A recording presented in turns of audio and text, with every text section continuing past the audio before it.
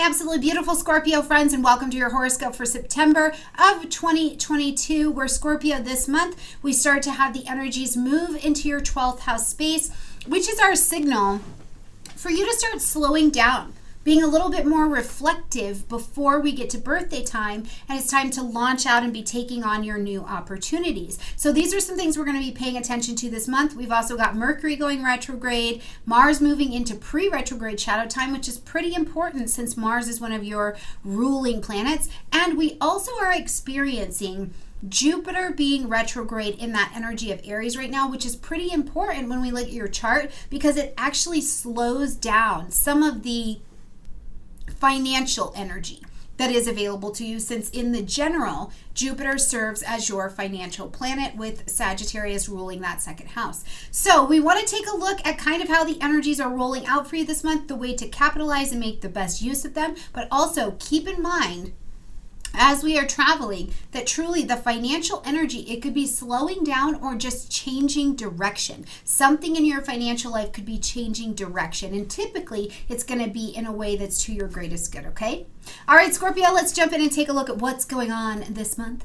Right at the beginning of the month on the 3rd, we're going to see Mars stepping into its pre-retrograde shadow time. So this is Mars slowing down at 8 degrees of Gemini, getting ready to slow down and take that retrograde in October. But first it has to start to lose a little bit of speed. So it symbols and it signifies to us to look between 8 degrees of Gemini and 25 degrees of Gemini. So 8th house topics for you, okay? Things that have to do with joint resources, intimacy, sex, contracts, negotiations, estate planning, death, psychological transformations, astrology. They all live in the 8th house. So there is some kind of change of direction as Mars retrogrades here that you're going to be taking on. But I want you to pay attention first to 8 degrees of Gemini and start to see the lessons that are coming to your table, so that as we get to the actual retrograde in October, you know specifically what the lessons are that you are working on.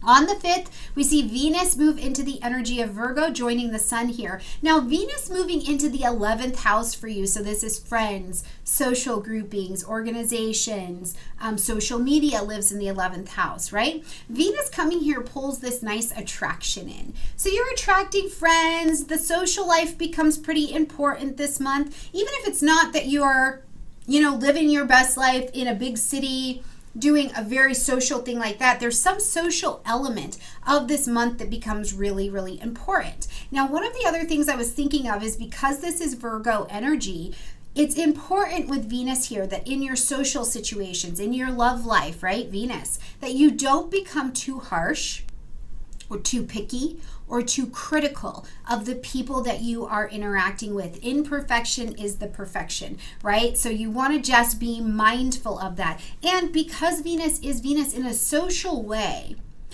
if there's this idea that you have around money or around relationships that is like justice, there has to be justice here. Again, be mindful of taking it to the shadow side of Virgo, of having all of the answers, being really critical, because it'll actually damage this area of your life instead of allowing it to be lush and social and move you towards your aspirations that you want and have in your own life, okay? As we get to the 9th, we're going to see Mercury take this retrograde in the energy of Libra. Again, we're looking at 8 degrees of Libra. So your 12th house space, okay? As Mercury retrogrades here, you can really flip back, Scorpio, and be thinking all the way back to August 20th, when Mercury took its pre-retrograde shadow energy at 24 degrees of Virgo and then continued its pathway until now into the energy of Libra.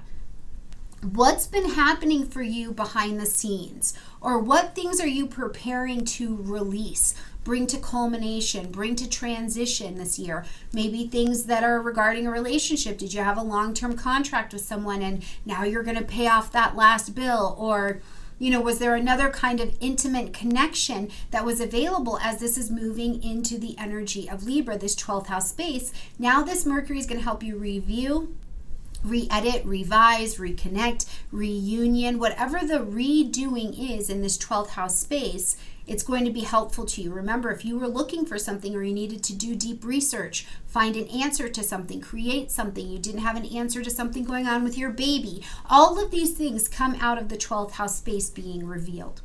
On the 10th, we have got a full moon at 17 degrees of Pisces. The full moon asks us to end something, acknowledge something, or make an adjustment. So we need to course correct in some way. Now, this is going to be around your 5th house. And one of the things that came up for me, Scorpio, is, I don't know why. So you have to let me know if this is you in the comment section. But child support. Is there something dissolving or changing in the direction of child support with your children? 5th house, right? We also have pleasure and joy and expression and creativity here, but is there something dissolving or transitioning, Pisces, around your children? Is there a contract ending, right? But ultimately, the full moon is asking us in Pisces, it says, hey, what are the spiritual needs that need to be met here? What needs to...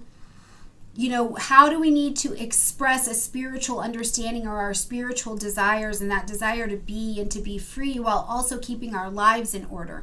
So this is a really nice connection. Now, we've also got this moon in lovely connection to Uranus, and Uranus is making it easier to detach from or to innovate or to change and course correct directions in this 5th house area. So it could be a surprise, something unexpected coming to your table, but ultimately it's working towards your greatest good, okay?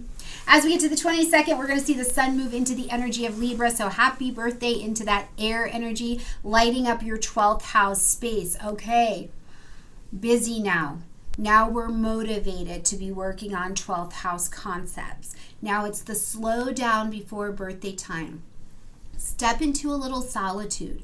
Where do you need to just go to ground, review your life, review this last year, some things that have been going on, review your relationships, bring relationships to culmination or transition, review the balance that is available in your life, review business concepts in your life. This is the time when the sun is going to help you to be able to do that.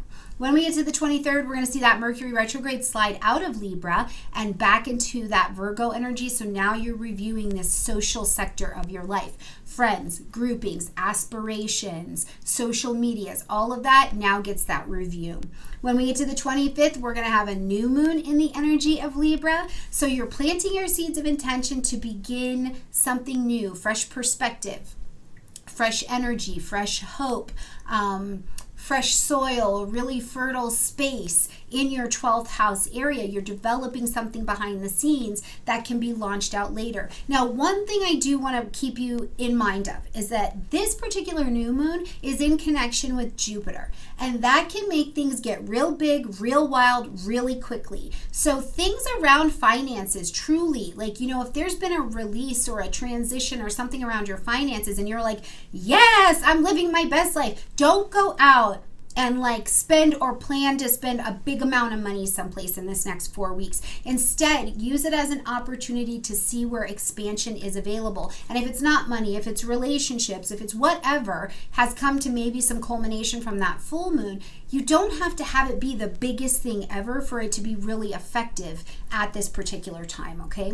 Now, to close out this month and to help draw in whatever you're calling to you, we've got Venus moving into the energy of Libra as well. So again, bringing in attraction, bringing a moving in energy to this 12th house space, which is ultimately quite beneficial. It really also helps you to be easier with yourself. If you've had shame or blame or guilt or just really beautiful spiritual experiences, this invites them into your life with an ease. You're treating yourself, you're treating your past, you're connecting with ancestors or projects behind the scenes with a sense of ease that I don't think you can navigate the same way when Venus is not here. So also keep in mind that if you need to have social time, for any reason, it might be with just 1 or 2 people. You're probably not going big and going home. As Venus is attracting things into you, it's much, much more quiet, okay? All right, my beautiful Scorpio friends, I hope you have a gorgeous month. Please let me know how things actually manifest for you as we travel throughout September. Bye, friends.